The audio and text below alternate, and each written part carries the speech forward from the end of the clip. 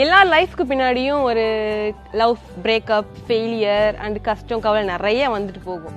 ஆனால் வந்து உங்களுக்கு பிடிச்ச மாதிரி கண்டிப்பாக உங்கள் லைஃப் மாறும். ஏன் லைஃப் மாறுறதுக்கு காரணம் மை ஹஸ்பண்ட் தான். மாதிரி என்னுடைய லைஃப்லேயே வந்து லவ் தங்கள்லேயே தான் வாழ்க்கையை போகுமான்னு நினச்சேன். நெவர்.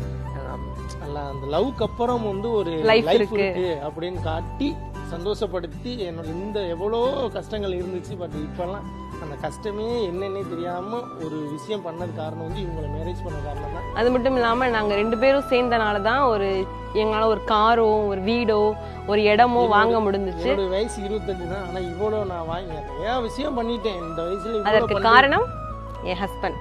அதுக்கு காரணம் என் பொண்டாட்டி. அது மட்டும் கல்யாணத்துக்கு அப்புறம் கண்டிப்பா ஒரு பர்சன் உங்கள் லைஃப்ல கண்டிப்பா சந்தோஷப்படுத்துவாரு. வீரமான ரோஜாவே காவியாவும் விதியால இணைஞ்சிருக்காங்க. இதயத்தால கண்டிப்பா ஒண்ணு சேருவாங்க நாங்க நம்புறோம். நீங்களும் நம்புங்க.